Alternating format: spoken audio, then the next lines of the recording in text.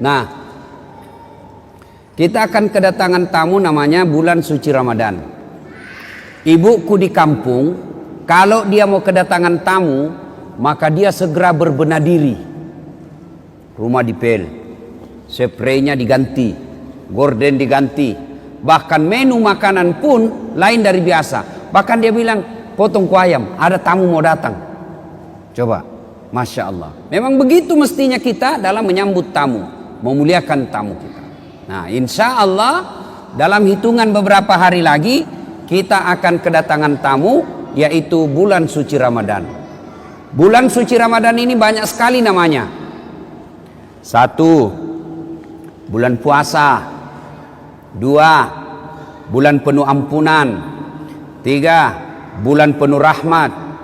4, bulan dilipat gandakan segala kebaikan.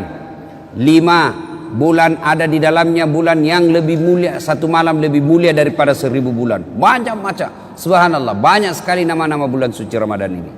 Nah, untuk menyambut bulan suci Ramadan ini, apa yang mesti kita lakukan dan apa yang kita lakukan di bulan suci Ramadan? Apa yang perlu kita lakukan, persiapkan? Zaman saya dulu masih sekolah, itu kalau di Makassar kalau mau bulan Ramadan ada yang disebut minggu terakhir. Minggu terakhir itu dia senang-senang. Dia pergi ke pantai, tenggelam, terakhir betul.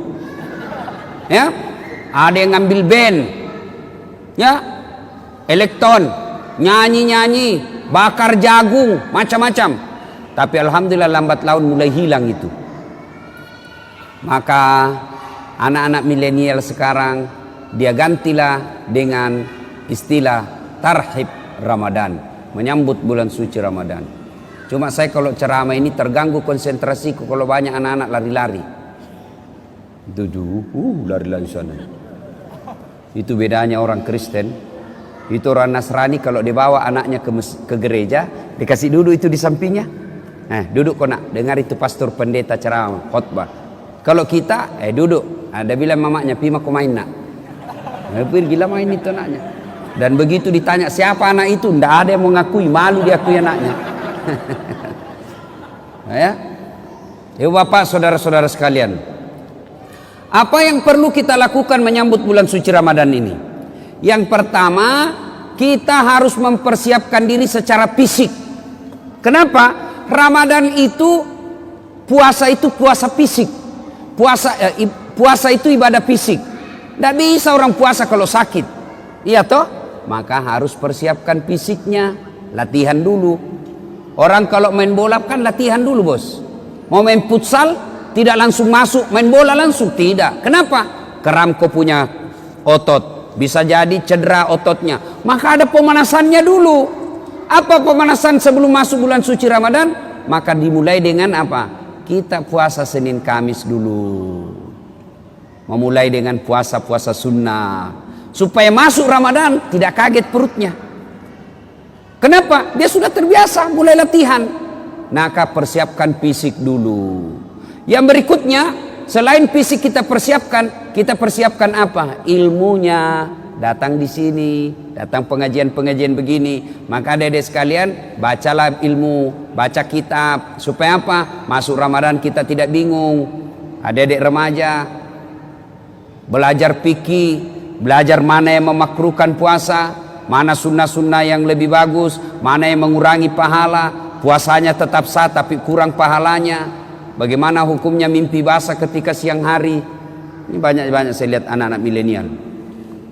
Anak-anak SMA tuh, Ustaz, bagaimana hukumnya kalau kita lagi puasa siang hari mimpi basah? Ada tuh mimpi basah kalau siang tuh? Iya. Puasanya sah dengan catatan begitu bangun langsung pergi mandi. Bangun langsung mandi. Kalau mimpi, kalau kreatif sendiri batal. Batal puasamu, bosnya. Nah, itu harus ditahu semua itu. Termasuk bapak-bapak. Ada yang tanya, Ustadz, ternyata kalau malam boleh berhubungan suami istri. Ya boleh selama itu kau nikah. Halal. Yang tidak boleh siang. selesai sholat subuh sampai maghrib, jangan kau coba-coba. Kalau kau coba dekat-dekat istri dan kau offside, kartu merah. Apa dendanya?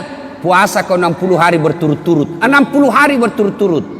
Kalau malam boleh, maghrib sampai subuh boleh. Tiba-tiba ada bapak-bapak bilang, Ustaz, kalau malam betul boleh? Boleh. Masya Allah Ustaz, saya sudah 5 tahun biar malam tidak juga. Nah, kadongok kok. Makanya belajar kok bos. Ya, nah, itu semua penting kita ketahui. Ustaz, bagaimana kalau menelan ludah pada saat puasa? Itu waktu kecil kan kita bilang kalau menelan ludah batal. Akhirnya kita meludah terus. Kering tenggorokan. Boleh kalau ludah, biar kau kasih keluar lagi, masuk lagi, keluar lagi, masuk. Boleh. Yang penting kau tidak tambah. Misalnya begini, tambah. Batal itu bos. Kalau yang di dalam tenggorokanmu keluar masuk, boleh. Yang penting kau tidak jijik. Keluar lagi. Nah, boleh kalau itu. Ya. Bagaimana kalau sikat gigi di bulan suci Ramadan? Boleh. Boleh. Yang penting jangan kau telan air. Pura-pura sikat gigi. Mamamu bisa kau tipu, tapi Tuhan Maha tahu. Dia kalau Ramadan dia kumur-kumur, 3 kali masuk, 1 yang keluar. Berarti dia korupsi 2 ini. Itu harus tahu ilmunya, semua harus kita tahu. Bapak-bapak, ini ibu-ibu yang pengantin baru, harus tahu ilmunya, mandi junub. Ada yang bilang, Ustadz katanya kalau Ramadan mandi junub, begitu selesai harus mandi junub. Begitu selesai hubungan suami istri mandi junub. Tidak. Tidak harus ketika selesai. Nanti mau sholat subuh baru mandi junub. Bukan puasa yang mewajibkan kita mandi junub, tapi sholat subuh yang mewajibkan bapak mandi junub. Ada orang dia bilang begitu selesai mandi. Sebelah capek kok itu bos. Kok pengantin baru. Sudah buka begitu. Mandi kok. Masih baik itu kalau jam 8. Pulang tarawih begitu lagi. Mandi kok lagi. 2 kali mau mandi. Sekalinya mau tidur jam 11 begitu, mandi lagi. Bangun jam 2 begitu, mandi lagi. Sekalinya mau makan sahur begitu, mandi lagi. 5 kali mandi satu malam, mesek kok bos. Jadi kapan mandinya? Episode terakhir. Nah ada juga kalau misalnya cuman jangan kau ketawa anak muda, ini urusan orang tua.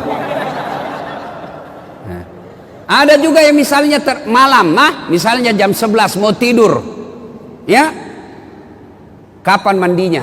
Apakah sebelum makan sahur? Jadi kalau bapak makan sahurnya jam 2, apakah mandinya sebelum jam 2? Tidak, bukan makan sahur yang mewajibkan bapak mandi junub. Tapi kapan? Sebelum sholat subuh. Jadi saya ulangi, sholat subuh yang mewajibkan ibu bapak wajib mandi junub, bukan karena puasa. Itu harus ditahu semua. Maka sebelum masuk puasa belajar, ya. Nah, persiapan secara fisik, kemudian persiapan ilmu, mendatangi majelis-majelis, mendatangi kajian-kajian. Tidak ada kajian maka silakan googling, cari kok di YouTube, ceramah-ceramah, cari. Kalau ada perbedaan pendapat, bandingkan lagi. Menurut Ustadz Abdul Somad ini, menurut Adi Hidayat ini, menurut Khalid Basalama begini. Sudah itu, yang penting kau ikhtiar, sudah berusaha mencari ilmu. Kau ragu, ikhtiar, salatlah, minta petunjuk dan hidayah dari Allah. Sudah itu, hakul yakin, jangan lagi ragu. Ini sekarang kan sudah banyak ustadz-ustadz kondang kok. Iya toh? Nah, cuma jamaah sekarang bukannya mengamalkan ceramahnya Pak Ustadz, dia jadi yuri. Dia menjadi tim penilai. Wah, kalau ini ceramah bagus, kalau ini bikin ngantuk, kalau ini jelek, kalau ini. Memangnya kau menjadi festival penceramah? Amalkan ilmunya orang, bukan membanding-bandingkan. Ya? Nah, sebelum masuk Ramadan. Berikutnya lagi, sebelum masuk Ramadan, apa yang perlu kita lakukan? Cari musuhmu. Cari bombe. Apa sih? Yang kau tidak bertutur sapa, musuh, gara-gara pilpres. Satu dukung Jokowi, satu dukung Prabowo, bertengkar di grup. Akhirnya ketemu ndak baku sapa. Assalamualaikum, dia tahu kalau saya tunda dulu salamku deh, karena nanti saya baku hadapan, nanti selesai baru assalamualaikum. Padahal duduk samping. Selama masih musuhan, minta maaf. Kalau bapak masih musuhan masuk Ramadan, sah puasanya, tapi sayang amal-amal Ramadannya tidak dicatat. Nanti dicatat di buku amalnya setelah dia baikan sama musuhnya, termasuk yang suami istri.